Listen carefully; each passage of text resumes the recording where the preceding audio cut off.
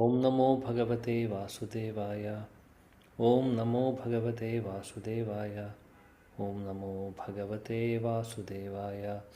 ओम अज्ञानतिमिरान्धस्य ज्ञानाञ्जनशलाकया चक्षुरुन्मिलितं येन तस्मै श्रीगुरवे नमः। श्रीचैतन्यमनोभीष्टं स्थापितं येन भूतले स्वयं रूपा कदा मह्यं ददाति स्वपदान्तिकम्। वन्देऽहं श्रीगुरों श्रीयुतपदकमलं श्रीगुरून् वैष्णवांश्च श्रीरूपं सागरजातं सहगणरघुनाथान्वितं तं सजीवं साद्वैतं सावधूतं परिजनसहितं कृष्णचैतन्यदेवं श्रीराधा कृष्णपादान् सहगणललिता श्रीविशाखामितांश्च हे कृष्ण करुणा सिन्धु दीनबन्धु जगत्पदे गोपेश गोपिकान्त राधाकान्त नमोऽस्तुते। तप्तकाञ्चनगौराङ्गी राधे वृन्दावनेश्वरी कृष्णभानुसुते देवी प्रणमामि हरिप्रिये।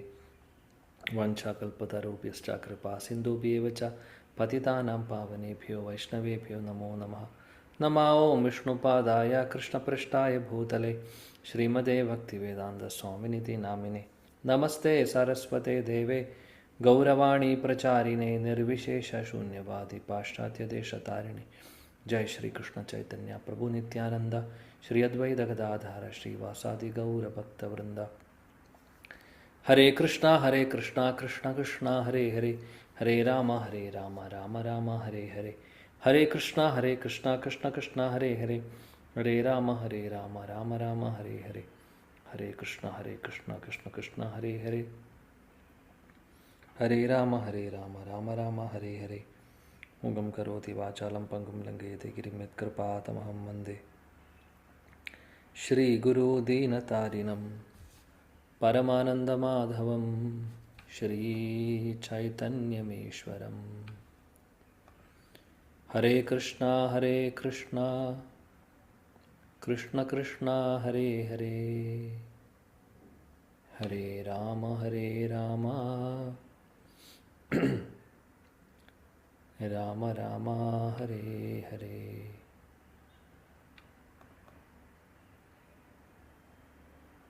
हरे कृष्णा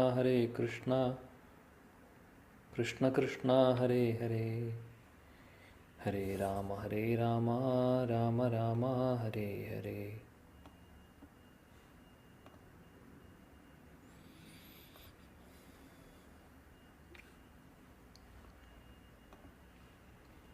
ഹരേ കൃഷ്ണ. പ്രിയപ്പെട്ട എല്ലാ ഭക്തർക്കും എൻ്റെ വിനീതമായ പ്രണാമം. ശ്രീമദ് ഭഗവത്ഗീത അധ്യായം 11 അവസാനത്തെ ശ്ലോകം 55-ാമത്തെ ശ്ലോകമാണ് നമ്മളിനി പഠിക്കേണ്ടത്. അതിമനോഹരമായിട്ടുള്ള ശ്ലോകമാണ്. ഈ ഒരു ശ്ലോകം ശരിക്കും പറയുകയാണെങ്കിൽ നമ്മുടെ ആചാര്യന്മാർ പറയുന്നു ഭഗവത്ഗീതയുടെ സാരാംശം മുഴുവനും ഇതിൽ ഉണ്ട് എന്നുള്ളത് ഈ ശ്ലോകത്തിൽ ഉൾക്കൊള്ളിച്ചിട്ടുണ്ട്. ഭഗവത്ഗീതയുടെ സാരാംശം വേറെ ശ്ലോകവും പറയാറുണ്ട്. മൻ മനാഭവ മത്മക്തോ മത്യാജി മാം നമസ്കുരു എന്ന് പറയുന്ന ശ്ലോകവും ഭഗവത്ഗീതയുടെ സാരാംശമായിട്ട് പറയാറുണ്ട്. എന്നാൽ 11-ാമത്തെ അധ്യായത്തിലെ 55-ാമത്തെ ശ്ലോകവും സാരാംശം പോലെ തന്നെയാണ്. അതുകൊണ്ട് വളരെ പ്രധാനപ്പെട്ട ശ്ലോകമാണ് ഈ ഒരു ശ്ലോകം. മനോഹരമായുള്ള ശ്ലോകമാണ്. നമുക്ക് വായിക്കാം.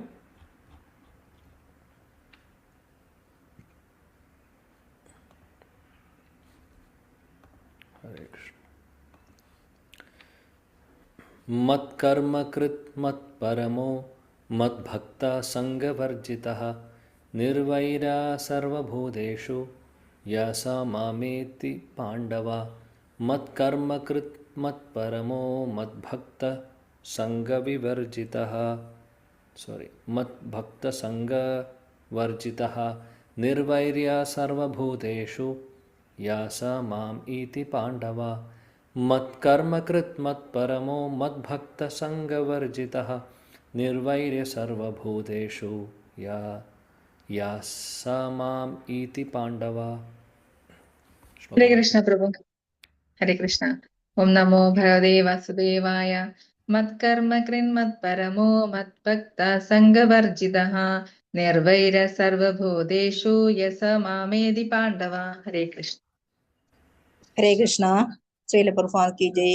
മത്കർമ്മ കൃന്മത്പരമോ മത്ഭക്തസംഗവർജിതാഃ നിർവൈര സർവഭൂതേഷു യാ സമാമേതി പാണ്ഡവാ. ഹരേ കൃഷ്ണ. ശ്രീ ജയ്. ഹരേ കൃഷ്ണ. മത്കർമ്മകൃത് മത്പരമോ മത്ഭക്ത സംഗവർജിത നിർവൈര സർവഭൂതേഷു യസമാമേതി പാണ്ഡവ. ഹരേ കൃഷ്ണ. ഹരേ കൃഷ്ണ. ഹരേ കൃഷ്ണ. മത്കർമ്മ കൃത് മത്പരമോ മത്ഭക്ത സംഗവർജിതഃ നിർവൈര സർവഭൂതേഷു യസമാമേതി പാണ്ഡവ. ഹരേ കൃഷ്ണ പ്രഭു. ഹരേ കൃഷ്ണ. ഹരേ കൃഷ്ണ.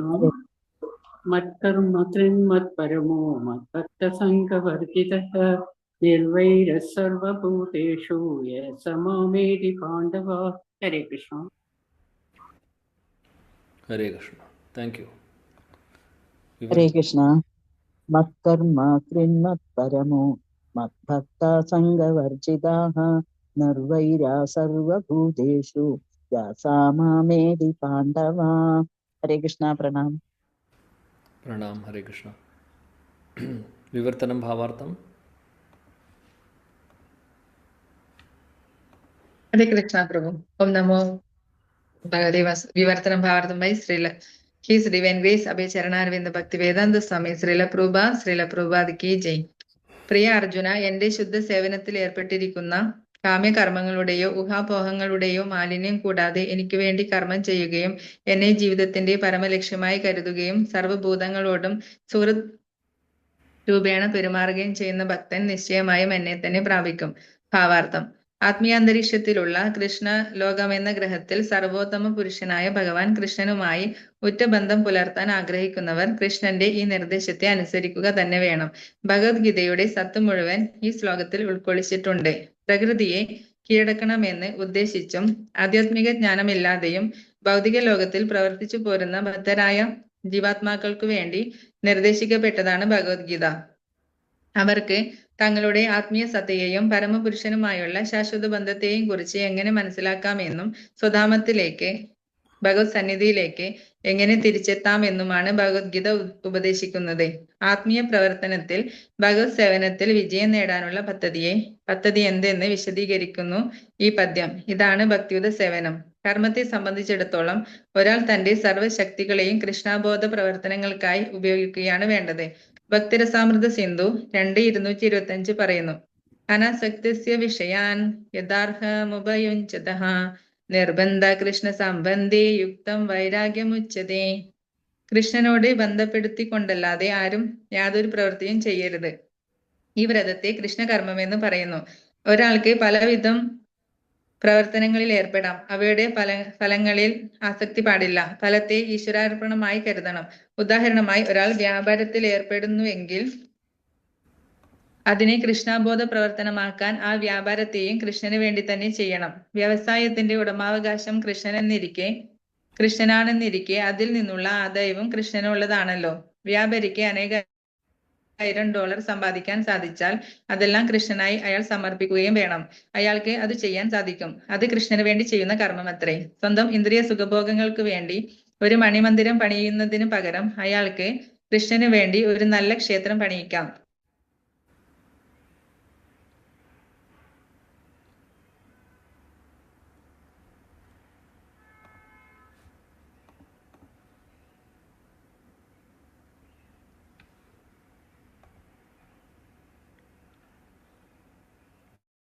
പുഷ്പങ്ങൾ അവിടെ വളർത്തിയെടുക്കാം. കൃഷ്ണൻ ഭഗവത്ഗീതയിൽ പറയുന്നത് പോലെ തുളസി ഇലകൾക്ക് വലിയ പ്രാധാന്യമുള്ളതിനാൽ തുളസി ചെടി നട്ടു വളർത്തുന്നതും കൃഷ്ണന് വേണ്ടി ചെയ്യുന്ന കർമ്മം തന്നെ. പത്രം, പുഷ്പം, ഫലം, തോയം എന്നിങ്ങനെ തനിക്ക് അർപ്പിക്കേണ്ടുന്നവയെ ഭഗവാൻ സ്വയം വിവരിക്കുന്നുണ്ടല്ലോ. ഒരു ഇലയോ പൂവോ കായോ കുറച്ച് വെള്ളമോ നൽകിയാൽ മതി അദ്ദേഹം സംതൃപ്തനാവാൻ. ഇതിൽ പറയുന്ന ഇല മുഖ്യമായും തുളസിയാണ്. തുളസി ചെടി നട്ടു വളർത്താൻ ആർക്കും സാധിക്കും. പരമദരിദ്രനു പോലും ഇങ്ങനെ കൃഷ്ണാരാധനയിൽ ഏർപ്പെടാവുന്നതാണ്. കൃഷ്ണാർപ്പണമായി ചെയ്യുന്ന പ്രവർത്തനങ്ങൾക്ക് ഉദാഹരണങ്ങളാണിവ. ഹരേ കൃഷ്ണ പ്രഭു. ഹരേ കൃഷ്ണ. ശ്രീല പ്രഭുപാദ് കി ജയ്. സമുത്കൃഷ്ടമായ കൃഷ്ണലോകത്തിൽ അദ്ദേഹത്തോട് ഒരുമിച്ച് വാഴുന്നതാണ് ജീവിതത്തിന്റെ പരിപൂർണത എന്ന് കരുതുന്ന ഭക്തനെയത്രേ മത് പരമഹ എന്ന പദം നിർദ്ദേശിക്കുന്നത്.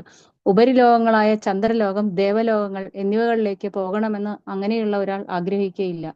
പ്രപഞ്ചത്തിലെ പരമോന്നത ഗ്രഹമായ ബ്രഹ്മലോകം പോലും അയാൾക്ക് ആവശ്യമില്ല. അയാൾ അതിലൊന്നും ആകൃഷ്ടനല്ല. പരമവ്യോമത്തിലേക്ക് ഉയർത്തപ്പെടാൻ മാത്രം അയാൾക്ക് ആകാംക്ഷയുണ്ട്. അവിടെയും ജാജ്വല്യമാനമായ ബ്രഹ്മജ്യോതിസിൽ ലയിക്കണമെന്നല്ല, ഗോലോക വൃന്ദാവനം എന്ന പേരുള്ള അത്യുത്കൃഷ്ടമായ കൃഷ്ണലോകത്തിൽ എത്തിച്ചേരണമെന്നാണ് ഭക്തന്റെ ആഗ്രഹം. ആ ലോകത്തെക്കുറിച്ച് തികഞ്ഞ അറിവ് അയാൾക്കുണ്ട്. അതുകൊണ്ട് തന്നെ മറ്റൊന്നിലും താല്പര്യമില്ല താനും. മൽ ഭക്തഹ എന്ന പദം സൂചിപ്പിക്കുന്നത് പോലെ ഭക്തി സാധനയിൽ വിശേഷിച്ച് ശ്രവണം, കീർത്തന, സ്മരണം, ആരാധന, പാദസേവനം, പ്രാർത്ഥന, ആജ്ഞാനുവർത്തനം, സഖ്യം, സർവസ്വാർപ്പണം എന്നീ 9 പ്രക്രിയകളിൽ അയാൾ സദാ ഏർപ്പെട്ടുകൊണ്ടേയിരിക്കും. ഈ 9 പ്രക്രിയകളിലല്ല, അവയിൽ 8ലോ 7ലോ 1ൽ പോലുമോ എപ്പോഴും നിരതനായിരുന്നാൽ തന്നെ ഒരാൾക്ക് പരിപൂർണത നേടാമെന്നതിൽ സംശയമില്ല. സംഘവർജിത എന്ന പദം ശ്രദ്ധേയമാണ്. കൃഷ്ണനെ എതിർക്കുന്നവരോട് ഒരിക്കലും കൂട്ടുകൂടരുത്. നാസ്തികർ മാത്രമല്ല, കർമ്മങ്ങളിലും മാനസിക അഭ്യൂഹങ്ങളിലും താല്പര്യമുള്ളവരും കൃഷ്ണന്റെ എതിരാളികളാണ്. പരിശുദ്ധമായ ഭക്തി സാധനയെപ്പറ്റി ഭക്തിരസാമൃത സിന്ധു 1.1.11 ഇങ്ങനെ പറയുന്നു: അന്യാഭിലാഷിത ശൂന്യം ജ്ഞാന കർമാദി അനാവൃതം ആനുകൂല്യേന കൃഷ്ണാനുശീലനം ഭക്തിയുത്തമ. ഹരേ കൃഷ്ണ. ശ്രീല പ്രഭുപാദ് കി ജയ്. ഹരേ കൃഷ്ണ. ഭഗവതേ വാസുദേവായ. കരകളഞ്ഞ ഭക്തി സാധനയിൽ ഇച്ഛിക്കുന്നവൻ ഭൗതിക കൽമഷങ്ങളിൽ നിന്നെല്ലാം ഒഴിഞ്ഞു നിൽക്കണമെന്നാണ് ഈ പദ്യത്തിലൂടെ ശ്രീല രൂപ ഗോസ്വാമി ഉദ്ബോധിപ്പിക്കുന്നത്. അവർ കാമ്യകർമ്മങ്ങളിലും ഊഹാപോഹങ്ങളിലും ആസക്തരായവരുമായുള്ള സഹവാസം ഉപേക്ഷിക്കണം. അത്തരം കൂട്ടുകാരിൽ നിന്നും ഭൗതിക തൃഷ്ണകളിൽ നിന്നുള്ളവാകുന്ന മാലിന്യത്തിൽ നിന്നും മുക്തനായ ഒരാൾക്ക് കൃഷ്ണനെ കുറിച്ചുള്ള ജ്ഞാനം സ്വച്ഛന്തം വളർത്തിയെടുക്കാം. ഇതാണ് ശുദ്ധ ഭക്തി സാധന. ആനുകൂല്യസ്യ സങ്കല്പ പ്രാതികൂല്യസ്യ വർജനം. ഹരിഭക്തി വിലാസം 11/676. ആനുകൂല്യത്തോടു കൂടി വേണം കൃഷ്ണനെ പറ്റി ചിന്തിക്കുന്നതും കൃഷ്ണന് വേണ്ടി പ്രവർത്തിക്കുന്നതും. പ്രാതികൂല്യത്തോടു കൂടിയാവരുത്. കൃഷ്ണന്റെ ശത്രുവായിരുന്നു കംസൻ. കൃഷ്ണൻ അവതരിച്ച നാൾ മുതൽക്ക് അദ്ദേഹത്തെ വധിക്കാൻ കംസൻ പലവിധത്തിലും ശ്രമിക്കുകയുണ്ടായി. തന്റെ ഉപായങ്ങളൊന്നും ഫലിക്കാതെ വന്നതുകൊണ്ട് കംസന് എപ്പോഴും കൃഷ്ണനെ കുറിച്ച് തന്നെയായിരുന്നു ചിന്ത. ഉണ്ണുമ്പോഴും ഉറങ്ങുമ്പോഴും പ്രവർത്തിക്കുമ്പോഴുമെല്ലാം കംസനിൽ കൃഷ്ണാബോധം നിലനിന്നു. പക്ഷേ അനുകൂലമായിരുന്നില്ല ആ അവബോധം. അതുകൊണ്ട് നിരന്തരമായ കൃഷ്ണസ്മരണയോടെ ജീവിച്ചിട്ടും കംസൻ അസുരനെന്ന് കരുതപ്പെട്ടു. ഒടുവിൽ കൃഷ്ണന്റെ കയ്യാൽ മരണമടയുകയും ചെയ്തു. കൃഷ്ണന്റെ കൈകൊണ്ട് മൃതി അടയുന്ന ഏതൊരാൾക്കും ഉടൻ തന്നെ മോക്ഷം ലഭിക്കുമെന്നതിന് സംശയമില്ല. എന്നാൽ അതല്ല ഭക്തന്റെ ലക്ഷ്യം. പരമഭക്തന് മോക്ഷകാംക്ഷയില്ല. അത്യുത്കൃഷ്ടഗ്രഹമായ ഗോലോക വൃന്ദാവനത്തിലെത്താൻ പോലും അയാൾക്ക് താല്പര്യമില്ല. എവിടെയിരുന്നാലും ശരി, കൃഷ്ണനെ സേവിക്കുക മാത്രമാണ് അയാളുടെ ലക്ഷ്യം. ഹരേ കൃഷ്ണ. ഹരേ കൃഷ്ണ. ഓ നമോ ഭഗവതേ വാസുദേവായ. കൃഷ്ണഭക്തർ സർവ്വജനങ്ങളുടെയും സുഹൃത്താണ്. അതിനാൽ അയാളെ നിർവൈരൻ എന്ന് പറയുന്നു. എങ്ങനെ? ഭക്തി ഭരിതമായ കൃഷ്ണ സേവനത്തിന് മാത്രമേ ജീവിതത്തിലെ സകല വിഷമ പ്രശ്നങ്ങളിൽ നിന്നും മനുഷ്യനെ മോചിപ്പിക്കാൻ കഴിയൂ എന്ന് കൃഷ്ണാവബോധസ്ഥനായ ഭക്തൻ അറിയാം. ഇത് അയാളുടെ സ്വാനുഭവമാണ്. അതുകൊണ്ട് കൃഷ്ണാവബോധം എന്ന ഈ പദ്ധതിയെ മനുഷ്യവർഗത്തിന് നൽകണമെന്ന് അയാൾ ആഗ്രഹിക്കുന്നു. ഈശ്വരാവബോധ പ്രചരണത്തിന് വേണ്ടി സ്വജീവൻ പോലും ത്യജിക്കേണ്ടി വന്ന പല ഭക്തന്മാരെ കുറിച്ചും ചരിത്രം സ്ഥാപിക്കുന്നുണ്ട്. മികച്ച ഒരു ഉദാഹരണമാണ് യേശുദേവൻ.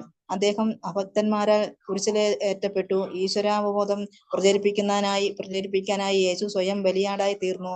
അദ്ദേഹം കൊല്ലപ്പെട്ടുവെന്ന് ഒറ്റ നോട്ടത്തിൽ തോന്നിയേക്കാം. ഇന്ത്യയിലുമുണ്ട്. ഠാക്കൂർ ഹരിദാസിനെയും പ്രഹ്ലാദ മഹാരാജാവിനെയും പോലെയുള്ളവർ ദൃഷ്ടാന്തങ്ങളായിട്ട്. എന്താണ് അവർക്ക് നേരിട്ട വിപത്തിന് കാരണം? അവർ കൃഷ്ണാവബോധം പ്രചരിപ്പിക്കാൻ ശ്രമിച്ചു എന്നത് തന്നെ പ്രയാസമേറിയ കൃത്യമാണ്. തനിക്ക് കൃഷ്ണനോടുള്ള ശ്വാസത ബന്ധം മറന്നു പോകുന്നത് കൊണ്ടാണ് മനുഷ്യന് ക്ലേശങ്ങൾ അനുഭവിക്കേണ്ടി വരുന്നത് എന്ന് കൃഷ്ണാവബോധം തികഞ്ഞ ഭക്തന് അറിയാം. തന്റെ അയൽക്കാരനെ ഭൗതികമായ വിഷമ പ്രശ്നങ്ങളിൽ നിന്നും മോചിപ്പിക്കലാണ് ഒരാൾക്ക് മനുഷ്യവർഗത്തിന് വേണ്ടി തന്നെ ചെയ്യാവുന്ന ഏറ്റവും മികച്ച ഉപകാരം. ആ നിലയിൽ ഒരു ശുദ്ധഭക്തൻ സദാ ഭഗവത് സേവനത്തിൽ ഏർപ്പെട്ടുകൊണ്ടിരിക്കും. സർവസ്വവും പണയം വച്ച് തന്റെ സേവനത്തിൽ മുഴുകുന്ന ഈ ഭക്തനോട് കൃഷ്ണന് എത്രയേറെ കനിവുണ്ടാകുമെന്ന് ഒന്ന് ഊഹിച്ചു നോക്കൂ. ദേഹത്യാഗത്തിന് ശേഷം അവർ തീർച്ചയായും പരമോന്നത ലോകത്തിലെത്തും. ഹരേ കൃഷ്ണ. ശ്രീൽ പ്രഭുപാ കി ജയ്. ഹരേ കൃഷ്ണ. ചുരുക്കി പറയാം, ഒരു ക്ഷണികാവിഷ്കാരമായ വിശ്വരൂപവും സർവസംഹാരിയായ കാലത്തിന്റെ രൂപവും ചതുർഭുജനായ വിഷ്ണുവിന്റെ ആകൃതിയും കൃഷ്ണൻ പ്രകടിപ്പിച്ചിട്ടുണ്ട്. എല്ലാ ആവിർഭാവങ്ങളുടെയും ഉറവിടം കൃഷ്ണനാണ്. മറിച്ച് ആദിമമായ വിശ്വരൂപത്തിന്റെയോ വിഷ്ണുവിന്റെയോ പ്രത്യക്ഷീഭാവമല്ല കൃഷ്ണൻ. അദ്ദേഹത്തിൽ നിന്നാണ് സർവ്വരൂപങ്ങളുടെയും ഉദ്ഭവം. വിഷ്ണുരൂപങ്ങൾ അനേകമുണ്ട്. എന്നാലും ഭക്തന്റെ ദൃഷ്ടിയിൽ മൗലികവും ദ്വിഭുജവുമായ ശ്യാമസുന്ദരാകൃതിക്കാണ് പ്രാധാന്യം. ശ്യാമസുന്ദരനായ കൃഷ്ണനിൽ ഭക്തിപ്രേമങ്ങളാൽ ആകൃഷ്ടരായവർക്ക് അദ്ദേഹത്തെ എപ്പോഴും സഹൃദയങ്ങളിൽ കാണാൻ കഴിയുമെന്ന് ബ്രഹ്മസംഹിത പറയുന്നു. മറ്റൊന്നും അവർക്ക് കാണാൻ കഴിയില്ല. കൃഷ്ണൻ അനിവാര്യനും പരമപുരുഷനുമാണെന്ന് സ്ഥാപിക്കുകയാണ് ഈ 11-ാം അധ്യായത്തിന്റെ വിശദീകരണം കൊണ്ട് ഉദ്ദേശിക്കുന്നത്. വിശ്വരൂപം എന്ന ശ്രീമദ് ഭഗവത്ഗീതയുടെ 11-ാം അധ്യായത്തിന്റെ ഭക്തിവേദാന്ത വിശദീകരണം ഇപ്രകാരം സമാപിക്കുന്നു. ഹരേ കൃഷ്ണ. ഹരേ കൃഷ്ണ. Thank you. എല്ലാവരോടും നന്ദി പറയുന്നു.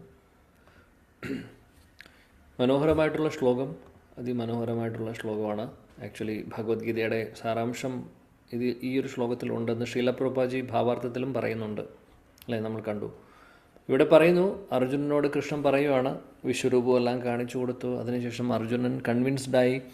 അതിനുശേഷം ഭഗവാൻ വിഷ്ണു രൂപം കാണിച്ചു കൊടുക്കുന്നു, ചതുർഭുജ രൂപം കാണിക്കുന്നു. അതിനുശേഷം അർജുനൻ പറയുന്നു, എനിക്ക് ഈ രൂപമൊന്നും ഇനി കാണണ്ട, എനിക്ക് അങ്ങയുടെ ഒറിജിനൽ രൂപം കണ്ടാൽ മതി എന്ന് പറഞ്ഞ് അദ്ദേഹം ഭഗവാന്റെ ശ്യാമസുന്ദര രൂപം, ഒറിജിനൽ രൂപം കാണുമ്പോൾ അർജുനൻ പറയുന്നു, ഇതാണ് എനിക്ക് വേണ്ടത്, എനിക്ക് വേറെ ഇനിയൊന്നും വേണ്ട എന്ന് അദ്ദേഹം പറയുന്നു. വേറൊരു രൂപവും ഇനി കാണണ്ട. അപ്പോൾ അതെല്ലാം പറഞ്ഞതിന് ശേഷം കൃഷ്ണൻ അവസാനം നിർദ്ദേശം കൊടുക്കുന്നു അർജുനന്. ഈ ഒരു അധ്യായം അവസാനിക്കുന്ന അങ്ങനെയാണ്. അർജുനോട് പറയുന്നു, ആരാണോ ശുദ്ധ സേവനത്തിൽ, ഭക്തിയുത സേവനത്തിൽ ഏർപ്പെടുന്നത്, കാമികർമ്മങ്ങളോട് ഊഹാഭോഗങ്ങളോടും കൂടാത്ത ശുദ്ധമായിട്ടുള്ള സ്നേഹം, ശുദ്ധമായിട്ടുള്ള ഭക്തിയുത സേവനത്തെക്കുറിച്ചാണ് ഇവിടെ പറയുന്നത്. അന്യാഭിലാഷിത ശൂന്യം ജ്ഞാനകർമാദി അനാവൃതം. അങ്ങനെ ആരാണോ ശുദ്ധ ഭക്തിയുത സേവനങ്ങൾ ചെയ്യുന്നത്, ഒന്നും ആഗ്രഹിക്കാതെ ഭഗവാന്റെ സന്തോഷം മാത്രം ആഗ്രഹിച്ചുകൊണ്ട്, ഭഗവാന്റെ പ്രീതിക്കായി ഭക്തിയുത സേവനങ്ങൾ ചെയ്യുന്ന അങ്ങനെയുള്ളവർ, ആരാണോ എനിക്ക് വേണ്ടി കാര്യങ്ങൾ ചെയ്യുന്നത്, എനിക്ക് വേണ്ടി കർമ്മം ചെയ്യുന്നത്, എനിക്ക് വേണ്ടി കർമ്മം ചെയ്യുന്നു എന്ന് പറഞ്ഞു കഴിഞ്ഞാൽ എന്താണ് ചെയ്യുന്നതെല്ലാം ഭഗവാന് സമർപ്പിക്കുന്നത് ആരാണ്? അതേപോലെ തന്നെ ആരാണോ എന്നെ ജീവിതത്തിൻ്റെ പരമലക്ഷ്യമായി കരുതുന്നത്,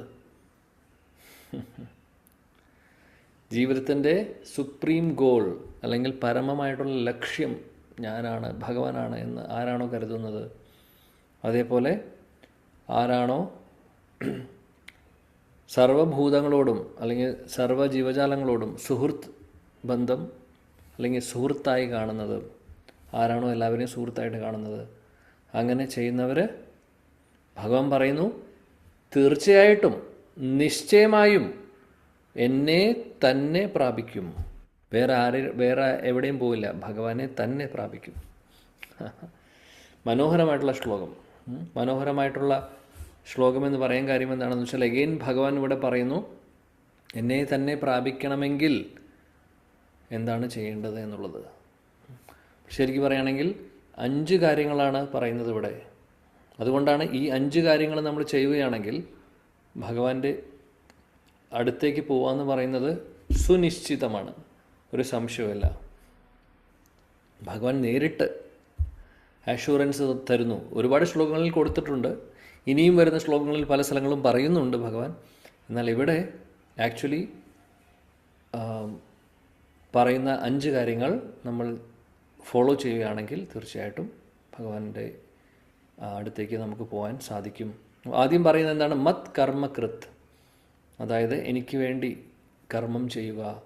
അതായത് എന്താണോ ചെയ്യുന്നത് അതെല്ലാം എനിക്ക് വേണ്ടി ചെയ്യുക, എനിക്ക് സമർപ്പിച്ച് എനിക്ക് സമർപ്പിച്ച് ചെയ്യുക എന്നുള്ളത്. നമുക്കറിയാം, നമ്മൾ ഒരുപാട് കാര്യങ്ങൾ ചെയ്യുന്നുണ്ട്. ഓരോ ദിവസവും ഒരുപാട് കാര്യങ്ങൾ ചെയ്യുന്നു. വീട് വൃത്തിയാക്കുന്നു, കുക്ക് ചെയ്യുന്നു, പുരുഷന്മാർ ചിലപ്പോൾ, അല്ലെങ്കിൽ ചിലവർ ജോലിക്ക് പോകുന്നു. അതേപോലെ ഒരുപാട് കർമ്മങ്ങൾ ചെയ്യുന്നുണ്ട്, ഒരുപാട് കാര്യങ്ങൾ ചെയ്യുന്നുണ്ട്. പച്ചക്കറി വാങ്ങിക്കാൻ പോകുന്നു മാർക്കറ്റിലേക്ക്. ഇതെല്ലാം കർമ്മമാണ്, ഇതെല്ലാം കർമ്മമാണ് അല്ലേ. ഈ കർമ്മമൊക്കെ ചെയ്യുന്നത് എങ്ങനെയായിരിക്കണം എന്നാണ് ഭഗവാൻ പറയുന്നത്. അല്ലെങ്കിൽ എങ്ങനെ ചെയ്യണം, ചെയ്തു കഴിഞ്ഞാൽ എന്താണ് ഗുണം? ഭഗവാൻ മത് കർമ്മകൃത്, ഇത് എനിക്ക് വേണ്ടി സമർപ്പിച്ചുകൊണ്ട് നീ ചെയ്യൂ, അതാണ് പറയുന്നത്. അങ്ങനെ ചെയ്യുമ്പോൾ എന്താണ് ഭഗവാൻ പറയുന്നത്? അങ്ങനെ ചെയ്തു കഴിഞ്ഞാൽ എൻ്റെ അടുത്തേക്ക് വരുമെന്ന് പറയുന്നു. ഇതൊരു കാര്യം. ഇതിലേതെങ്കിലും ഒരു കാര്യം പെർഫെക്റ്റായിട്ട് നമ്മൾ ചെയ്താലും മതി. എല്ലാം ചെയ്യാൻ സാധിക്കുവാണെങ്കിൽ നല്ലത്. അപ്പോൾ അതാണ് കർമ്മം ചെയ്യുന്നത് ഭഗവാൻ സമർപ്പിക്കുക എന്ന് പറയുന്നത്. ബേസിക്കലി പറയുകയാണെങ്കിൽ നമ്മൾ പഠിച്ച കർമ്മയോഗം അല്ലേ, ചെയ്യുന്ന കർമ്മമെല്ലാം ഭഗവാന് സമർപ്പിച്ച് ചെയ്യുക എന്നുള്ളത്. അപ്പോൾ അതാണ് ആദ്യം പറയുന്നത്, മത് കർമ്മകൃത്ത്. പിന്നെ പറയുന്നു മത് പരമഹ. മത് പരമഹ എന്ന് പറഞ്ഞു കഴിഞ്ഞാൽ എന്നെ തന്നെ, ഭഗവാൻ പറയുന്നു, എന്നെ തന്നെ പരമപുരുഷനായിട്ട് സ്വീകരിക്കുക. നിൻ്റെ ജീവിതത്തിലെ ഓരോരോ ലക്ഷ്യം, അങ്ങനെയുള്ളവരുടെ ജീവിതത്തിൽ ഒരേ ഒരു ലക്ഷ്യം കൃഷ്ണൻ മാത്രമാണ്. അങ്ങനെ, അതായത് ഭഗവാന് മുൻഗണന കൊടുക്കുമ്പോൾ, കഴിഞ്ഞ ഏതോ ക്ലാസ്സിൽ ആരോ ചോദിച്ചിരുന്നു, ഇവിടെയല്ല വേറെ ക്ലാസ്സിലാണെന്ന് തോന്നുന്നു, 18ാമത്തെ അധ്യായത്തിൽ ഒരു ശ്ലോകത്തിൻ്റെ ഭാവാർത്ഥത്തിൽ ഭഗവാൻ ശിലപ്രഭാജി പറയുന്നുണ്ട്, കൃഷ്ണൻ്റെ ശ്യാമസുന്ദര രൂപത്തെക്കുറിച്ചും മറ്റുള്ള വിഷ്ണു രൂപങ്ങളെക്കുറിച്ചും ഒക്കെ പറഞ്ഞതിന് ശേഷം ശിലപ്രഭാജി ഒരു സ്റ്റേറ്റ്മെൻറ്റ് അവിടെ പറയുന്നുണ്ട്. അതുകൊണ്ട് കൃഷ്ണൻ്റെ അടുത്ത് പോകാൻ ആഗ്രഹിക്കുന്നവർ വേറെ ഒരു രൂപവും അവരെ ആഗ്രഹിക്കില്ല. ആ രൂപത്തെ തന്നെ, കൃഷ്ണൻ്റെ ആ ശ്യാമസുന്ദര രൂപത്തെ തന്നെയാണ് ആരാധിക്കേണ്ടത്, എന്നാലേ അവിടെ പോകാൻ സാധിക്കുകയുള്ളൂ എന്നുള്ളത്. അത് വളരെ അനന്യത. നമ്മൾ പലപ്പോഴും പറയാറുണ്ട് അനന്യത എന്ന് പറഞ്ഞു കഴിഞ്ഞാൽ അല്ലേ.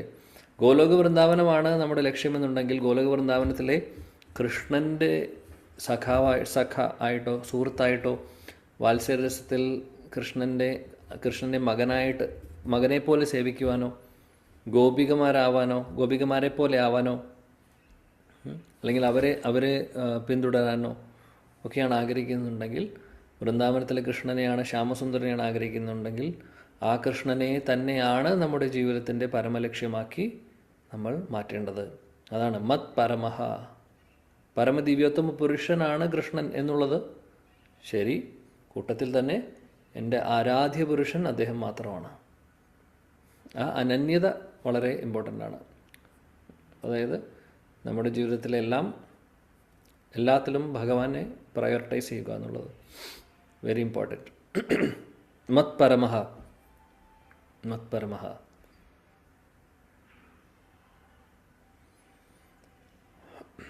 ജീവനെ നിധനെ നിത്യം രാധാകൃഷ്ണ ഗതിർമമ.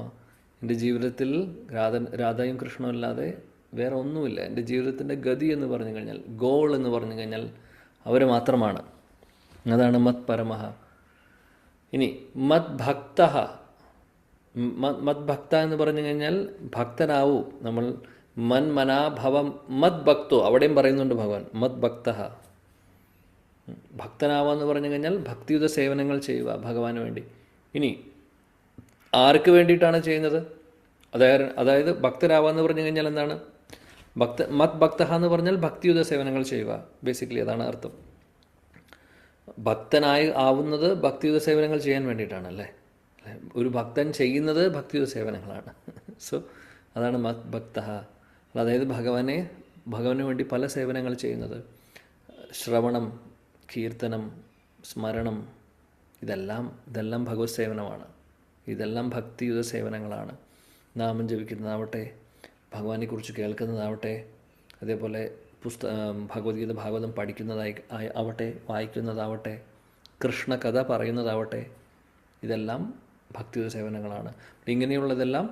ഇതെല്ലാം ഭഗവാൻ പറയുന്നു, ഇതിനെയെല്ലാം ഭക്തിയുത സേവനങ്ങൾ എന്ന് പറയുന്നു.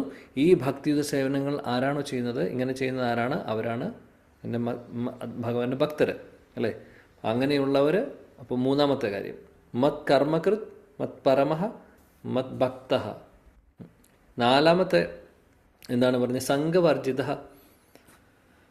സംഘവർജിത എന്ന് പറഞ്ഞു കഴിഞ്ഞാൽ ഇവിടെ ഈ ശ്ലോകത്തിൽ പ്രത്യേകിച്ചും എടുത്തു പറയുന്നു ഫലാധിഷ്ഠ കർമ്മങ്ങൾ, അല്ലെങ്കിൽ ഫലം പ്രതീക്ഷിച്ചുകൊണ്ടുള്ള കർമ്മങ്ങൾ, അല്ലെങ്കിൽ ഊഹാപോഹങ്ങൾ, അങ്ങനെയുള്ളതെല്ലാം മാറ്റി നിർത്തിക്കൊണ്ട്, അങ്ങനെയുള്ളതിൽ നിന്ന് മാറ്റി നിർത്തിക്കൊണ്ട്, അല്ലെങ്കിൽ സംഘം, മോശമായിട്ടുള്ള സംഘത്തിൽ നിന്ന് മാറി നിന്നുകൊണ്ട് മുന്നോട്ട് പോകുന്നവർ. അതായത് ബാഡ് അസോസിയേഷൻ, മോശമായിട്ടുള്ള സംഘം നമ്മൾ എടുക്കാതെ. മോശമായിട്ടുള്ള സംഘം ആളുകൾ മാത്രമല്ല, ആളുകൾ ശരി മോശമായിട്ടുള്ളൊരു സംഘമാണെന്ന് നമുക്ക് പറയാം. മോശമായിട്ടുള്ളൊരാളുടെ കൂടെ പോകുന്നു, അല്ലെങ്കിൽ മോശമായിട്ടുള്ള സ്വഭാവം അല്ലെങ്കിൽ സ്വഭാവമുള്ള ആളുകളുടെ കൂടെ കൂടി കഴിഞ്ഞാൽ നമുക്കും ആ സ്വഭാവം കിട്ടുന്നു, അല്ലേ? അതേപോലെ ആളുകൾ മാത്രമല്ല, പല കാര്യങ്ങളും, ഈവൻ നമ്മുടെ മൊബൈൽ ഫോൺ വരെ ഒരു പരിധിക്കപ്പുറം നമ്മളതിനെ ശ്രദ്ധിച്ചില്ലെങ്കിൽ അത് അസത്സംഗമാണ്, സത്സംഗമാവുന്നില്ല. സത്സംഗം കേൾക്കാനും അങ്ങനെയുള്ള കാര്യങ്ങൾക്ക് വേണ്ടി നമ്മൾ മൊബൈൽ ഫോൺ ഉപയോഗിക്കുന്നുണ്ടെങ്കിൽ അത് നമ്മുടെ സുഹൃത്തായിരിക്കും, അല്ലെങ്കിൽ നമ്മുടെ ശരിക്ക് പറയുകയാണെങ്കിൽ ശത്രുവാണ്. അപ്പോൾ അത് അസത് സംഘമായി മാറുന്നു. സംഘവർജിത, അങ്ങനെ സംഘം വേണ്ട നമുക്ക്. അതേപോലെ ഈ ലോകത്തിൽ പല ആളുകളും പല ഊഹാപോഹങ്ങളും നടത്തുന്നുണ്ട്, ഭഗവാനെക്കുറിച്ച് പലതും സ്പെക്കുലേറ്റ് ചെയ്യുന്നുണ്ട്, അല്ലെങ്കിൽ പല രീതിയിലുള്ള അഭിലാഷങ്ങളോട് കൂടിയിട്ട് ചെയ്യുന്ന കാര്യങ്ങളുണ്ട്, അല്ലേ? ഇതൊന്നും ശുദ്ധഭക്തിയിൽ വരുന്നതല്ല, അല്ലേ? ശുദ്ധഭക്തിയിൽ അന്യ അഭിലാഷിത ശൂന്യം ജ്ഞാനകർമാദി അനാവൃതം, അല്ലേ? അതാണ് ശുദ്ധഭക്തി എന്ന് പറഞ്ഞു കഴിഞ്ഞാൽ. അപ്പോൾ അങ്ങനെയുള്ള സംഘവർജിത, അതിനെ വർജിക്കുവാൻ ഭഗവാൻ പറയുന്നു. അതേപോലെ അവസാനം നിർവൈരഹ. നിർവൈരഹ എന്ന് പറഞ്ഞു കഴിഞ്ഞാൽ ശത്രുക്കളില്ലാത്ത, ആരോടും അസൂയയില്ലാത്ത, ആരെയും നമ്മൾ ക്രിട്ടിസൈസ് ചെയ്യാത്ത, അല്ലെങ്കിൽ ആരെയും നമ്മൾ പഴി പറയാത്ത, കംപ്ലൈൻറ്റ് പറയാത്ത, ശത്രു അല്ലാത്തവർ, ശത്രുവായിട്ട് ആരെയും കാണാതെ ഇതിനെയൊക്കെ നിർവൈര എന്ന് പറയാം. ഇതെല്ലാം അപ്പോൾ ഈ അഞ്ച് കാര്യങ്ങൾ ആരാണോ ഫോളോ ചെയ്യുന്നത്, മത് കർമ്മകൃത് മത് പരമഃ മത് ഭക്ത സംഘവർജിത നിർവൈര്യ, ഇങ്ങനെ 5 കാര്യങ്ങളാണ് പറയുന്നത്. ഈ 5 കാര്യങ്ങൾ ഫോളോ ചെയ്യുന്ന ഒരു വ്യക്തി യാസ മാം ഈതി പാണ്ഡവ, അങ്ങനെയുള്ളവർ തീർച്ചയായിട്ടും എൻ്റെ അടുത്ത് വന്നിരിക്കും എന്നുള്ള ഉറപ്പാണ് ഭഗവാൻ പറയുന്നത്. മനോഹരമായിട്ടുള്ള ശ്ലോകം. ഉറപ്പെന്ന് പറഞ്ഞു കഴിഞ്ഞാൽ സാധാരണ ഉറപ്പല്ല, ഉറപ്പ് സ്ട്രോങ് ആയിട്ടുള്ള ഉറപ്പാണ്. തീർച്ചയായിട്ടും വന്നിരിക്കും, അതാണ് ഭഗവാൻ പറയുന്നത്. ശ്രീല പ്രഭുപാജിയുടെ ഭാവാർത്ഥത്തിൽ പ്രഭുപാജി പറയുന്നു, ഇതാണ് ഭഗവാന്റെ അടുത്തേക്ക് പോകാനുള്ള ഫോർമുല. അങ്ങോട്ടേക്ക് പോകണമെങ്കിൽ അതിനുള്ള ഫോർമുലയാണ് ഈ 5 കാര്യങ്ങൾ. മത് കർമ്മകൃത് മത് പരമഃ മത് ഭക്ത സംഘവർജിത നിർവൈര്യ, 5 കാര്യങ്ങൾ. ഇത് ഫോളോ ചെയ്യുന്നവർക്ക്, ഈ ഒരു ഫോർമുല ഫോളോ ചെയ്യുന്നവർക്ക് ഭഗവാന്റെ അടുത്തേക്ക് പോകാൻ സാധിക്കും. അതുകൊണ്ട് തന്നെയാണ് ഈ ഒരു ശ്ലോകത്തെ ഭഗവത്ഗീതയുടെ സാരാംശം എന്ന് നമുക്ക് വിളിക്കാനും സാധിക്കുമെന്ന് ശ്രീല പ്രഭുപാജി പറയുന്നത്. അതുകൊണ്ട് അങ്ങനെയാണ് അദ്ദേഹം ഇവിടെ പറയുന്നത് ആദ്യത്തെ പാരഗ്രാഫിൽ. എന്നിട്ട് അദ്ദേഹം പറയുന്നു, ശ്രീമദ് ഭഗവത്ഗീത പോലുള്ള ഗ്രന്ഥങ്ങൾ ആക്ച്വലി നമ്മളും ഭഗവാനും തമ്മിലുള്ള ബന്ധം മനസ്സിലാക്കിപ്പിച്ചു തരാനും, നമ്മൾ ശരിക്കും നമ്മൾ ആരാണെന്ന് മനസ്സിലാക്കുവാനും, നമ്മളും ഭഗവാനും നമ്മളുടെ റിലേഷൻ എന്താണെന്ന് മനസ്സിലാക്കുവാനും, ഇനി അതെല്ലാം കഴിഞ്ഞ് ഇനി എങ്ങനെ ഭഗവാന്റെ അടുത്തേക്ക് പോകാൻ സാധിക്കുമെന്നും ഇതെല്ലാം പറയുന്ന ഗ്രന്ഥമാണ് ഭഗവത്ഗീത, അല്ലേ? അതേപോലെ ശ്രീമദ് ഭാഗവതമാവട്ടെ ഭഗവാനെക്കുറിച്ച് പറയുന്നതാണ്. ഭഗവത്ഗീത ഭഗവാന്റെ തിരുമുഖത്തിൽ നിന്ന് വന്നിട്ടുള്ളതാണ്. ഇതെല്ലാം ഭഗവാന്റെ കൃഷ്ണ കഥകളാണ്, അല്ലേ? ഇതെല്ലാം, ഈ ഗ്രന്ഥങ്ങളെല്ലാം നമ്മളെ സഹായിക്കുന്നു. എന്തിനു വേണ്ടി? ഭഗവാന്റെ അടുത്തേക്ക് പോകാനുള്ള വഴി കാണിച്ചു തരുവാണ് നമുക്ക്. ഭാഗവതത്തിൽ ഒരുപാട് ഉദാഹരണങ്ങൾ, ഒരുപാട് ഭക്തരുടെ കഥകൾ നമ്മൾ കേൾക്കാം. എന്തിനാണ് അത് പറഞ്ഞിട്ടുള്ളത്? കാര്യം ആ ഭക്തർ എങ്ങനെ ഭഗവാനെ പ്രാപിച്ചു എന്ന് കാണിച്ചു തരുവാണ് നമുക്ക്. അപ്പോൾ ആ ഭക്തരുടെ പാത പിന്തുടരുകയാണെങ്കിൽ നമുക്കും അങ്ങോട്ടേക്ക് പോകാൻ സാധിക്കും എന്നുള്ളത് കാണിച്ചു തരുവാണ് ശ്രീമദ് ഭാഗവതത്തിൽ. ശീലപ്രഭാജി ഇവിടെയുള്ള ഭാവാർത്ഥത്തിൽ, ഈ ഭാവാർത്ഥത്തിൽ ഭക്തിരസാമർ സിന്ധുവിൽ നിന്ന് ഒരു ശ്ലോകം കോട്ട് ചെയ്തിട്ടുണ്ട്. അനാസക്തസ്യ വിഷയാൻ യഥാർഹൻ ഉപയുഞ്ചത നിർബന്ധ കൃഷ്ണ സംബന്ധേ യുക്തവൈരാഗ്യമുച്ചതേ. യുക്തവൈരാഗ്യം, ഇതിനെ കൃഷ്ണകർമ്മം ഇവിടെ ശീലപ്രഭാജി ഭാവാർത്ഥത്തിൽ പറയുന്നു. കൃഷ്ണകർമ്മം, കൃഷ്ണകർമ്മ എന്ന് ഉദ്ദേശിക്കുന്നത് എന്താണ്? ചെയ്യുന്നതെല്ലാം ഭഗവാന് സമർപ്പിച്ചുകൊണ്ട് ചെയ്യുക എന്നുള്ളത്. ഇതിനെയാണ് യുക്തവൈരാഗ്യം എന്ന് പറയുന്നത്. അതിൽ നമ്മൾ ചെയ്യുന്ന പല ആക്ടിവിറ്റീസും ഉണ്ട്. അതിനെ ഭഗവത് ഭാവത്തിൽ ഭഗവത് സേവനമായിട്ട് മനസ്സിലാക്കിക്കൊണ്ട് സമർപ്പിച്ചുകൊണ്ട് ചെയ്യുന്നതിനെയാണ് യുക്തവൈരാഗ്യം എന്ന് പറയുന്നത്. അല്ലാതെ നമ്മൾ ഈ ചെയ്യുന്ന കർമ്മങ്ങൾ, ഈ കർമ്മങ്ങൾ ചെയ്യരുത് എന്ന് ഭഗവാൻ പറയുന്നില്ല. ഒന്നും ചെയ്യരുത്, കാര്യം ചെയ്തു കഴിഞ്ഞാൽ അപ്പോൾ നമ്മൾ ഊരാകുരുക്കിൽ പെട്ടുപോകും, ബോണ്ടേജിൽ വരും. ശരിയാണ്, നമ്മൾ ചെയ്യുന്ന കർമ്മങ്ങൾ ഭഗവാന് സമർപ്പിച്ചില്ലെങ്കിൽ ആക്ച്വലി അതൊരു ബോണ്ടേജാണ്. അപ്പോൾ അതുകൊണ്ട് കർമ്മങ്ങൾ ഭഗവാന് സമർപ്പിച്ച് ചെയ്യുമ്പോൾ എന്താണ്? അതിനെ യുക്തവൈരാഗ്യം എന്ന് വിളിക്കുന്നു. മാത്രമല്ല അതിന് കർമ്മഫലം ഉണ്ടാവില്ല. അപ്പോൾ സമർപ്പിച്ചുകൊണ്ട് ചെയ്യുമ്പോൾ, ഭഗവാനെ സമർപ്പിച്ചുകൊണ്ട് ചെയ്യുന്നതിനെല്ലാം കൃഷ്ണകർമ്മ എന്ന് പറയാം. അതാണിവിടെ ശീലപ്രഭാജി പറയുന്നത്. പിന്നീട് അദ്ദേഹം പറയുന്നു, ഒരു ധനികനായിട്ടുള്ള ഒരു ബിസിനസ്സുകാരൻ, അദ്ദേഹത്തിൻ്റെ കയ്യിൽ കുറേ പൈസ ഉണ്ടെങ്കിൽ അവർക്കും ഭഗവാന്റെ സർവീസിൽ പൈസ ഉപയോഗിക്കാൻ സാധിക്കും. കൃഷ്ണകർമ്മം എങ്ങനെ അവർക്ക് ചെയ്യാൻ സാധിക്കും? കൃഷ്ണകർമ്മം ചെയ്യാൻ സാധിക്കും.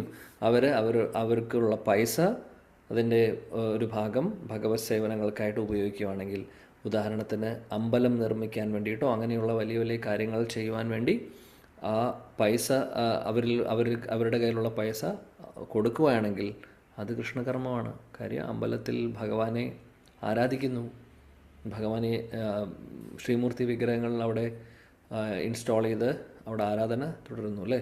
എത്ര വലിയൊരു കർമ്മമാണെന്ന് നോക്കൂ, എത്ര വലിയൊരു കൃഷ്ണകർമ്മമാണത് തീർച്ചയായിട്ടും. അതേപോലെ ശിലപ്രഭാജി പറയുന്നു, ഓരോരുത്തരും കഴിക്കുന്ന ഭക്ഷണം ഭഗവാനെ സമർപ്പിച്ചിട്ട് പ്രസാദമായിരിക്കണം കഴിക്കേണ്ടത് എന്നുള്ളതും ഇവിടെ പറയുന്നു. അതും ഒരു കൃഷ്ണകർമ്മമാണ്. അങ്ങനെ നമ്മൾ ചെയ്യുന്ന ഓരോ കാര്യങ്ങൾ ഭഗവാനെ സമർപ്പിച്ചുകൊണ്ട് ചെയ്യുമ്പോൾ അതിനെ കൃഷ്ണകർമ്മ എന്ന് വിളിക്കാമെന്ന് ശീലപ്രഭാജി ഇവിടെ പറയുന്നു.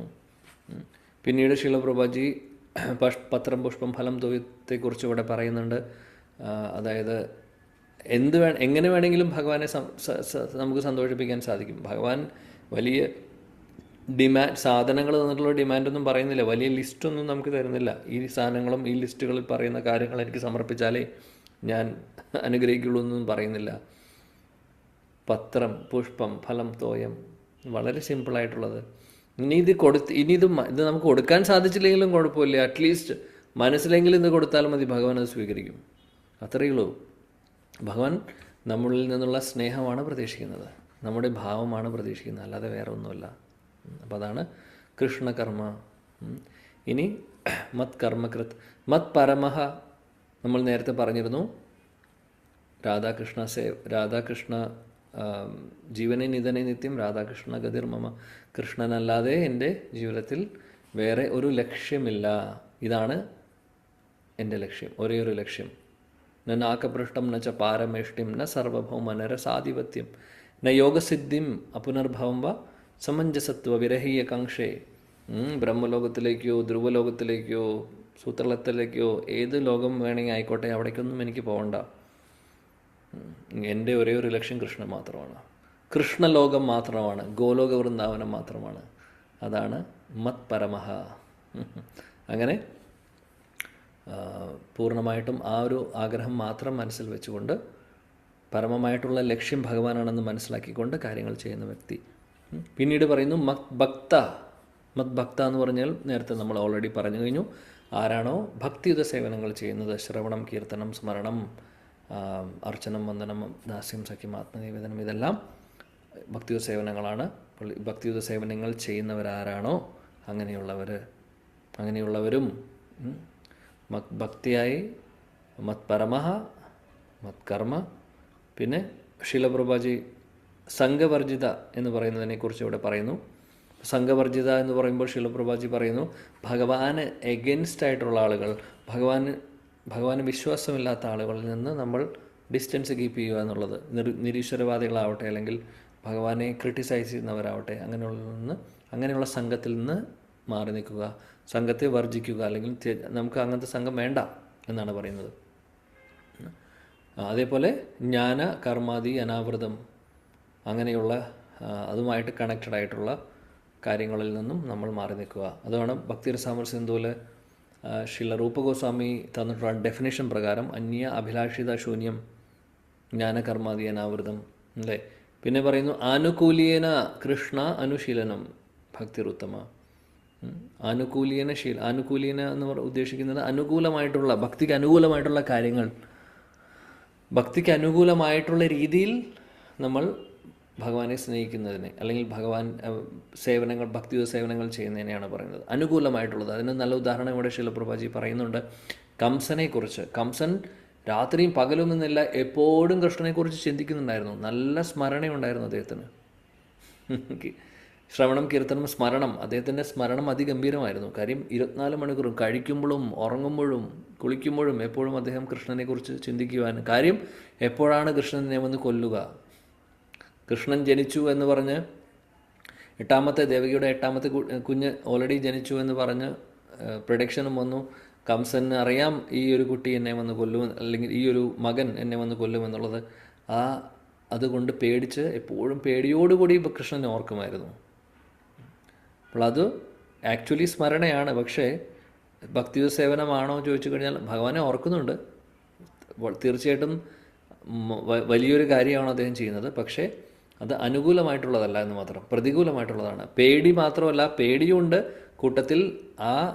എന്നെ കൊല്ലാൻ വരുന്ന കൃഷ്ണനെ ഞാൻ കൊല്ലാൻ പോവാണ്, അല്ലെങ്കിൽ എനിക്ക് കൊല്ലണം എന്നുള്ള ആഗ്രഹമായിരുന്നു അദ്ദേഹത്തിൻ്റെ കയ്യിൽ, അദ്ദേഹത്തിൻ്റെ ഉള്ളിലുണ്ടായിരുന്നത്. സോ അതുകൊണ്ട് അത് അനുകൂലമായിട്ടുള്ള സ്മരണയല്ല. എന്നാലും കംസന് ഭഗവാൻ മുക്തി കൊടുക്കുന്നു. കാര്യം അനുകൂലമായിട്ടല്ല, അല്ലെങ്കിൽ പോലും കൃഷ്ണനെ എപ്പോഴും ഓർക്കുന്നുണ്ടായിരുന്നു അദ്ദേഹം. അതുകൊണ്ട് അദ്ദേഹത്തിന് മുക്തി കൊടുക്കുന്നു. ഇതേപോലെ തന്നെ ശിശുപാലനും കൊടുത്തു. ശിശുപാലൻ്റെ അവസ്ഥ എങ്ങനെ തന്നെയായിരുന്നു. ശിശുപാലനും ചെറുപ്പം മുതലേ കൃഷ്ണനെ ഇങ്ങനെ മോശമായിട്ട് ചിത്രീകരിച്ച് മോശമായിട്ട് കുറ്റം പറഞ്ഞുകൊണ്ടിരിക്കുന്ന ഒരു സ്വഭാവമായിരുന്നു. സദാസമയം അദ്ദേഹം കൃഷ്ണനെക്കുറിച്ച് പറയുന്നുണ്ടായിരുന്നു. പ്രതികൂലമായിട്ടുള്ളതായിരുന്നു എന്നിരുന്നാലും. അപ്പോൾ പ്രതികൂലമായിട്ടുള്ളത് കൊണ്ട് അത് ശുദ്ധഭക്തിയല്ല, അത് നമുക്കറിയാം. പക്ഷേ എന്നാലും അദ്ദേഹത്തിനും മുക്തി കിട്ടുന്നു അല്ലേ. ഇതാണ്. എന്നാൽ ഒരു ശുദ്ധഭക്തൻ അല്ലെങ്കിൽ ശുദ്ധഭക്തരാവാൻ ആഗ്രഹിക്കുന്നവർ ഫോളോ ചെയ്യുന്നത് ഇങ്ങനെയായിരിക്കില്ല. അവർ അനുകൂലമായിട്ടുള്ളതാണ് ഫോളോ ചെയ്യുന്നത്. ആനുകൂല്യസ്യ സങ്കല്പ പ്രതികൂല്യസ്യ വർജനം. അതായത് അനുകൂലമായിട്ടുള്ളത് സ്വീകരിക്കുന്നു, പ്രതികൂലമായിട്ടുള്ളത് വർജിക്കുന്നു. അനുകൂലമായിട്ടുള്ള കൃഷ്ണ അനുശീലനമാണ് ശുദ്ധഭക്തി. യശോദറാണിയുടെ ശുദ്ധ ഭക്തിയാണ് അല്ലേ. യശോദറാണി പരിശുദ്ധ ഭക്തിയാണ്. അതുകൊണ്ട് യശോദറാണിയെ ഫോളോ ചെയ്യുകയാണെങ്കിൽ അത് അനുകൂലമായിട്ടുള്ള കാര്യമാണ്. അതേപോലെ തന്നെ മറ്റുള്ള കൃഷ്ണൻ്റെ ശുദ്ധഭക്തരെ ഫോളോ ചെയ്യുമ്പോൾ അതെല്ലാം അനുകൂലമായിട്ടുള്ള അവരുടെ സ്നേഹം അനുകൂലമാണ്. അതുകൊണ്ട് അവരുടെ സ്നേഹം, അവരുടെ ഭക്തി ഉത്തമ ഭക്തി എന്ന് വിളിക്കുന്നു. ഇതാണ് മനസ്സിലാക്കേണ്ട കാര്യം. അതുകൊണ്ട് അങ്ങോട്ട് ഗോലോക വൃന്ദാവനത്തിലേക്ക് ലക്ഷ്യം നമ്മൾ വയ്ക്കുന്നുണ്ടെങ്കിൽ നമ്മുടെ ചിന്ത എങ്ങനെയായിരിക്കണം? അനുകൂലമായിട്ടുള്ള കൃഷ്ണ അനുശീലനമായിരിക്കണം, ഭക്തിയായിരിക്കണം. ശിലപ്രഭാജി പിന്നെ ഒരു മനോഹരമായിട്ടുള്ള ഒരു പോയിന്റ് ഇവിടെ പറയുന്നു. ഈ പാരഗ്രാഫിൽ അദ്ദേഹം പറയുന്നു, ഈ ശുദ്ധഭക്തരുടെ ഒരു ലെവൽ എന്ന് പറഞ്ഞു കഴിഞ്ഞാൽ ഈവൺ അവർ ഗോലോക വൃന്ദാവനത്തിലേക്ക് പോകാൻ പോലും, അങ്ങനെ അവിടേക്ക് പോകണമെന്ന് പറഞ്ഞിട്ട് പോലും അവർ ചിന്തിക്കില്ല, അല്ലെങ്കിൽ അതിനുവേണ്ടി പ്രാർത്ഥിക്കില്ല. കാര്യം അവർ ചിന്തിക്കുന്നത് എവിടെയാണെങ്കിലും കുഴപ്പമില്ല, ഇനി നാളെ ഭഗവാൻ എന്നെ നരകത്തിലേക്ക് പറഞ്ഞു വിട്ടാലും അവിടെ എനിക്ക് സർവീസ് തരുന്നുണ്ടെങ്കിൽ അത് മതി. എവിടെയാണെങ്കിലും കുഴപ്പമില്ല, ഈ ലോകത്താവട്ടെ, ഇനി ഗോലോകത്തിലാവട്ടെ, സ്വർഗത്തിലാവട്ടെ, നരകത്തിലാവട്ടെ, ഭഗവത് സേവനം ഉണ്ടായാൽ മതി. അങ്ങനെ ചിന്തിക്കുന്നത് അത് ഹയസ്റ്റ് ലെവലാണ്. അത് അപ്പുറത്ത് പോയി. അതാണ് അങ്ങനെയുള്ള ഭക്തരും ഉണ്ട്. ചൈതന്യ മഹാപ്രഭു അതുകൊണ്ടാണ് മുക്തി വേണ്ട എന്ന് പറയുന്നത്. ന ധനം ന ജനം ന സുന്ദരിം. ആ ശ്ലോകത്തിൽ പറയുന്നത് മമ ജന്മനീശ്വരേ ഭവതാ ഭക്തി റഹൈതുകിത്വൈ. അഹൈതുകമായിട്ടുള്ള ഭക്തി മാത്രം മതി. മുക്തിയൊന്നും വേണ്ട എനിക്ക് എന്നാണ് അദ്ദേഹം പറയുന്നത്. അതിനുശേഷം ശിലപ്രഭാജി അടുത്ത പാരഗ്രാഫിൽ നിർവൈരഹ എന്ന് പറയുന്ന വാക്കിൻ്റെ അർത്ഥത്തെക്കുറിച്ച് വിശദീകരിക്കുന്നു. നിർവൈര എന്ന് പറഞ്ഞു കഴിഞ്ഞാൽ ഒരർത്ഥം നമ്മൾ പറഞ്ഞു, ശത്രുക്കളില്ലാത്ത അവസ്ഥ അല്ലെങ്കിൽ അസൂയയില്ലാത്ത അവസ്ഥ. ഇവിടെ ശത്രുക്കളെക്കുറിച്ച് പറയുമ്പോൾ ശിലപ്രഭാജി പറയുന്നു, ഈ കൃഷ്ണ ഈ പറയുന്ന ഹരേകൃഷ്ണ പ്രസ്ഥാനം തുടങ്ങിയ സമയത്തും അതേപോലെ തന്നെ ഇങ്ങനെയുള്ള പ്രസ്ഥാനങ്ങളൊക്കെ തുടങ്ങുന്ന സമയത്ത് അല്ലെങ്കിൽ നല്ലത് ഉദ്ദേശിച്ച് ചെയ്യുമ്പോൾ പല ശത്രുക്കളും ഉണ്ടാവും നമുക്ക് എന്നുള്ളത്. അതിന് നല്ലൊരു ഉദാഹരണം ഇവിടെ പറയുന്നു യേശു ക്രിസ്തുവിനെ കുറിച്ച്. യേശു ക്രിസ്തു അദ്ദേഹം ഭഗവാനെക്കുറിച്ച് മറ്റുള്ളവർക്ക് പറഞ്ഞു കൊടുക്കാൻ വേണ്ടി വന്നിട്ടുള്ളതായിരുന്നു. അദ്ദേഹം ഭഗവാന്റെ ദൂതനായിരുന്നു, ദാസനായിരുന്നു, അല്ലേ, മെസ്സഞ്ചറായിരുന്നു. എന്നാൽ അദ്ദേഹം കൃഷ്ണാവബോധം പ്രചരിപ്പിക്കാൻ ശ്രമിച്ചു. കൃഷ്ണാവബോധം എന്ന് ഉദ്ദേശിക്കുന്നത് കൃഷ്ണൻ എന്ന് പറയാൻ കാര്യം കൃഷ്ണൻ പരമദിവ്യത്വം പുരുഷനായതുകൊണ്ട്. കൃഷ്ണൻ എന്ന് എടുത്ത് പറഞ്ഞില്ലെങ്കിലും അല്ലെങ്കിൽ ഭഗവാനെക്കുറിച്ചുള്ള ആ അവബോധം മറ്റുള്ളവരിലേക്ക് എത്തിക്കാൻ വേണ്ടി അദ്ദേഹം വന്നതാണ്. എന്നാൽ അദ്ദേഹത്തിന് അവസാനം എന്ത് സംഭവിച്ചു? അദ്ദേഹത്തിന് ശത്രുക്കൾ ഒരുപാട് ഉണ്ടായിരുന്നു, അല്ലേ. കാര്യം ഓട്ടോമാറ്റിക്കലി കാര്യം ഭഗവാന് എഗൻസ്റ്റ് ആയിട്ടുള്ള ഒരുപാട് ആളുകളുണ്ട്. അവരൊക്കെ ഇങ്ങനെ നല്ലത് ഉദ്ദേശിച്ച് വരുന്നവരെ ഉപദ്രവിക്കാനും ബുദ്ധിമുട്ടിക്കാനും നോക്കിക്കൊണ്ടിരിക്കുന്നു. അതാണ് പറയുന്നത്. ശില ഹരിദാസ് ഠാക്കൂർ ചിന്തിച്ചു നോക്കൂ. ശില ഹരിദാസ് ഠാക്കൂറിൻ്റെ കാര്യം നവാബ് പറഞ്ഞു ഹരിദാസ് ഠാക്കൂറിനോട്, ഇനി നീ ഭഗവാന്റെ നാമം ജപിക്കുകയാണെങ്കിൽ നിന്നെ കൊന്നുകളയുമെന്ന്. നീ മുസൽമാൻ, നീ വേറെ കുലത്തിൽ ജനിച്ച ആളാണ്, എന്നിട്ട് നീ ജപിക്കുന്നത് വേറെ മന്ത്രമാണ്, നിനക്കിത് ആര് പഠിപ്പിച്ചു തന്നു? ഇനി നീ ഇത് ചെയ്യുകയാണെങ്കിൽ നീ പ്രചരിപ്പിക്കുകയാണ്, നീ നമ്മുടെ സമുദായത്തെ തകർത്തുകൊണ്ടിരിക്കുകയാണെന്നൊക്കെ പറഞ്ഞ് നവാബ് അദ്ദേഹത്തെ ഭീഷണിപ്പെടുത്തി. അദ്ദേഹത്തിൻ്റെ സെർവൻസ് വന്ന് അറസ്റ്റ് ചെയ്തുകൊണ്ടുപോയി ശില ഹരിദാസ് ഠാക്കൂറിനെ നവാബിൻ്റെ മുമ്പിൽ കൊണ്ടുവന്നു. നവാബ് പറഞ്ഞു, ഇനി നിങ്ങൾ ചെയ്യരുത്, എനിക്ക് നിങ്ങളോട് ഒരുപാട് ബഹുമാനമുണ്ട്, പക്ഷേ നിങ്ങളിത് ചെയ്യരുത്. കാര്യം മറ്റുള്ളവർ പ്രോപ്പർ നമ്മുടെ സമുദായത്തിലുള്ള ആളുകൾ പലവരും നിങ്ങളെ ഫോളോ ചെയ്ത് തുടങ്ങുന്നു. അത് വേണ്ട, നമ്മുടെ സമുദായത്തിന് തകർച്ചയുണ്ടാവും. അതുകൊണ്ട് നീ ഇനി അത് പ്രചരിപ്പിക്കരുത്, നാമം പ്രചരിപ്പിക്കരുത്, കൃഷ്ണനാമം പ്രചരിപ്പിക്കരുത് എന്ന് പറഞ്ഞ് റിക്വസ്റ്റ് ചെയ്തു ആക്ച്വലി ശില ഹരിദാസ് ഠാക്കൂറിനോട്. ആദ്യം ശില ഹരിദാസ് ഠാക്കൂർ പറഞ്ഞു, എനിക്ക് സാധിക്കില്ല, അത് നിർത്താൻ എനിക്ക് സാധിക്കില്ല. വീണ്ടും പിന്നീട് അദ്ദേഹം ഒന്നുകൂടെ പറഞ്ഞു നോക്കി, ശരി, ഞാൻ നിന്നെ ഒന്നും ചെയ്യില്ല, നീ തന്നെ ചെയ്തോളൂ, എന്നാൽ ഇത് പബ്ലിക്കലി ചെയ്യരുത്. നീ നിൻ്റെ ഭജൻ കുട്ടിയിലിരുന്ന് ചെയ്തോളൂ, പുറത്ത് വന്നാൽ മറ്റുള്ളവർക്കൊരു പ്രചോദനമായിട്ട് മാറരുത്, ഇത് നിനക്ക് സ്വന്തമായിട്ട് ചെയ്യണമെങ്കിൽ ചെയ്തോളൂ. അങ്ങനെയും പറഞ്ഞു. ശില ഹരിദാസ് ഠാക്കൂർ പറഞ്ഞു, അതെങ്ങനെയാണ് ശരിയാവുന്നത്? പരമദിവ്യത്വം പുരുഷൻ കൃഷ്ണനെ കുറിച്ച്, കൃഷ്ണനാമം എന്ന് പറയുന്നത് മഹാമന്ത്രമാണ്. മഹാമന്ത്രം എല്ലാവർക്കും കൊടുക്കുക എന്ന് പറയുന്നത് ഭഗവാന്റെ ആഗ്രഹമാണ്.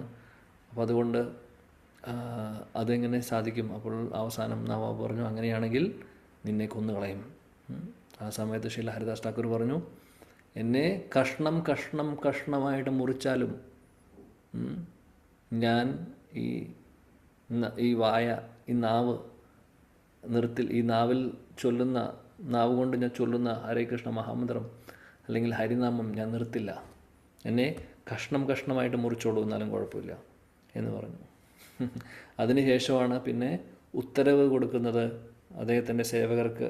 നവാബിൻ്റെ സെർവൻസിനോട് അദ്ദേഹം പറയുന്നു, ഇദ്ദേഹത്തെ 21 മാർക്കറ്റിൽ ചന്തയിൽ പോയി അടിക്കാൻ, ചാട്ടവാറ കൊണ്ട് അടിച്ച് കൊല്ലാനാണ് പറയുന്നത്. പിന്നെ കഥ നമുക്കറിയാം.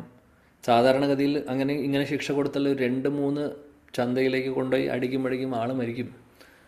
21 കഴിഞ്ഞിട്ടും ശില ഹരിദാസ് ഠാക്കൂറിനൊന്നും സംഭവിച്ചിട്ടില്ല. അടിക്കുന്ന ആളുകൾ അവസാനം ഹരിദാസ് ഠാക്കൂറിൻ്റെ കാല് പിടിച്ച് പറഞ്ഞു, നിങ്ങൾ മരിച്ചില്ലെങ്കിൽ ഞങ്ങളുടെ ജോലിയാണ് പോകുന്നത്, നവാബ് ഞങ്ങളെ കൊല്ലും, അതുകൊണ്ട് നിങ്ങൾ എങ്ങനെയെങ്കിലും ഒന്ന് മരിക്കൂ എന്ന് പറഞ്ഞു.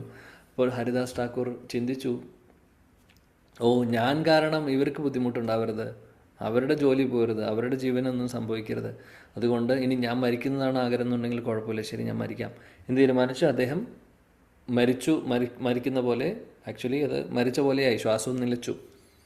എല്ലാവരും പറഞ്ഞു ഇദ്ദേഹം മരിച്ചു എന്ന് പറഞ്ഞ്. അവസാനം അവിടെ വീണ്ടും പ്രശ്നമായി. ചിലവർ പറഞ്ഞു ഇദ്ദേഹത്തെ കത്തിക്കണം, ദഹിപ്പിക്കണം എന്നുള്ളത് ഹിന്ദു സമുദായക്കാർ ചെയ്യുന്ന പോലെ. ചിലവർ പറഞ്ഞു ഇല്ല, അദ്ദേഹത്തിന് സമാധി കൊടുക്കണമെന്ന്. രണ്ട് സമുദായക്കാരും സമ്മതിച്ചില്ല. കാര്യം രണ്ടുപേരും റിജക്റ്റ് ചെയ്തു. കാര്യം രണ്ടുപേരും പറഞ്ഞു ഞങ്ങളെ പൂർണ്ണമായിട്ടും അദ്ദേഹം ഫോളോ ചെയ്തിരുന്നില്ല, മറ്റേ കൂട്ടരും പറഞ്ഞു ഞങ്ങളെ പൂർണ്ണമായിട്ടും ഫോളോ ചെയ്തിരുന്നില്ല, അതുകൊണ്ട് വേണ്ട, അതുകൊണ്ട് ഞങ്ങൾ സമ്മതിക്കില്ല. അവസാനം നവാബ് ഉത്തരവ് കൊടുത്തു, അങ്ങനെയാണെങ്കിൽ ഗംഗയിലേക്ക് എറിഞ്ഞോളൂ ശരീരം, മത്സ്യങ്ങളും മറ്റുള്ള ഇതൊക്കെ സ്രാവൊക്കെ കഴിക്കട്ടെ, അങ്ങനെ കടലിലേക്ക് ഒഴുകിപ്പോക്കോളും എന്ന് പറഞ്ഞ് അങ്ങനെ ഉത്തരവ് കൊടുത്തു. അങ്ങനെ ശരീരം ഹരിദാസ് ഠാക്കൂറിൻ്റെ വെള്ളത്തിലേക്ക്, നദിയിലേക്ക് എറിയുന്നു. എന്ത് സംഭവിക്കുന്നു? ഹരിദാസ് ഠാക്കൂർ അങ്ങനെ ഫ്ലോട്ട് ചെയ്ത് വെള്ളത്തിൻ്റെ മുകളിലൂടെ അങ്ങനെ ഫ്ലോട്ട് ചെയ്ത്, കാര്യം ശവശരീരം എങ്ങനെ പോകുന്നു അതേപോലെ അദ്ദേഹം പോയി. അവസാനം അടുത്ത കരയിലേക്ക് ഈ ബോഡി എത്തിയപ്പോൾ അവിടെ എത്തി അദ്ദേഹത്തിന് ബോധം വന്നു, അദ്ദേഹം എഴുന്നേറ്റ് നടന്നുപോയി. ഇതാണ് സംഭവിച്ചത്. അദ്ദേഹത്തിനൊന്നും സംഭവിച്ചില്ല. ആക്ച്വലി ഭഗവാൻ പ്രൊട്ടക്റ്റ് ചെയ്തു. അതാണ്. അപ്പോൾ ഒരുപാട് റിസ്ക് എടുത്തിട്ടുണ്ട് ശില ഹരിദാസ് ഠാക്കൂർ. അതാണ് ശില പ്രഭുപാദി പറയുന്നത്. അതുപോലെ പ്രഹ്ലാദ് മഹാരാജിനെ പോലെ പ്രചരിപ്പിച്ച വേറെ ആരെങ്കിലും ഉണ്ടോ? ഹിരണ്യകശിപു പറ്റാവുന്ന എല്ലാ രീതിയും ഉപയോഗിച്ച് കൊല്ലാൻ നോക്കി പ്രഹ്ലാദനൊന്നും സംഭവിച്ചില്ല. അപ്പോൾ ഇങ്ങനെ നല്ലത് വിചാരിക്കുന്ന, കൃഷ്ണാവബോധം പ്രചരിപ്പിക്കാൻ ശ്രമിക്കുന്ന ആളുകൾക്ക് പല ശത്രുക്കളുണ്ടായാലും അവരെ പലവരും ബുദ്ധിമുട്ടിക്കും, പക്ഷേ ഒന്നും സംഭവിക്കില്ല. ഭഗവാന്റെ സംരക്ഷണം അവർക്ക് പൂർണ്ണമായിട്ടുമുണ്ട്. അതാണ് പറയുന്നത്. പ്രഹ്ലാദനെ ഭഗവാൻ എല്ലാ സിറ്റുവേഷനിലും സംരക്ഷിച്ചു. ശില ഹരിദാസ് ഠാക്കൂറിനെയും അതേപോലെ തന്നെയാണ്. തീർച്ചയായിട്ടും അതാണ് കൃഷ്ണാവബോധം. ഭഗവാന്റെ സേവനങ്ങൾ ചെയ്യുന്ന ആളുകളെ ഭഗവാൻ പ്രൊട്ടക്റ്റ് ചെയ്യും നേരിട്ട് വന്ന്. അപ്പോൾ അതൊക്കെയാണ് ഈ ശ്ലോകത്തിൽ നിന്ന് നമുക്ക് പഠിക്കാൻ പറ്റുന്ന കാര്യങ്ങൾ. അവസാനം ശില പ്രഭുപാദി പറയുന്നു, ഇവിടെ വിശ്വരൂപം കാണിച്ചു കൊടുത്തു കൃഷ്ണൻ അർജുനന്. അത് കഴിഞ്ഞ് 4 ചതുർഭുജ രൂപവും കാണിച്ചു കൊടുത്തു. പിന്നീട് കൃഷ്ണൻ്റെ ഒറിജിനൽ രൂപവും കാണിച്ചു കൊടുത്തു. ഇതെല്ലാം കാണിച്ചു കൊടുത്ത് അർജുനൻ സാറ്റിസ്ഫൈഡായി അവസാനം ശ്യാമസുന്ദര രൂപം കണ്ടപ്പോൾ.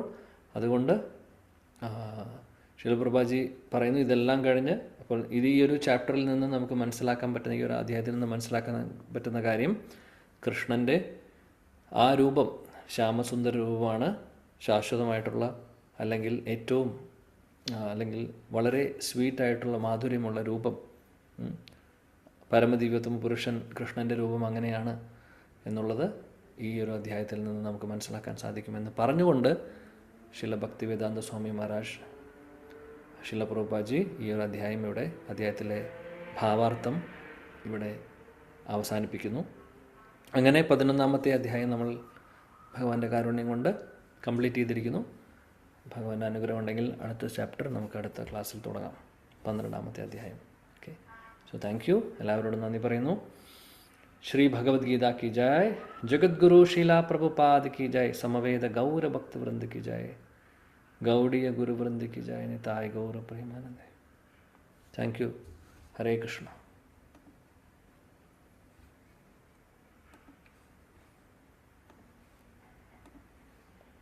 വളരെ നന്ദി. ഈ ശ്ലോകം ബൈഹാർട്ട് ചെയ്യുന്നുണ്ട്. വളരെ ഇമ്പോർട്ടൻ്റ് ആയിട്ടുള്ളതാണ്. അത്ര വിസ്തരിച്ചിട്ടാ പറഞ്ഞതല്ലേ. ഹരേ കൃഷ്ണ. നന്നായിരുന്നു. ഹരേ കൃഷ്ണ. പ്രണാമം പ്രഭുജി. പ്രഭു. ഹരേ കൃഷ്ണ. हरे कृष्ण. ഹരേ കൃഷ്ണ. പ്രണാം പ്രഭു. हरे कृष्ण. Thank you. हरे कृष्णा प्रभु. प्रणाम प्रभु. हरे कृष्ण. प्रणाम. हरे कृष्णा. हरे हरे कृष्णा प्रभुजी.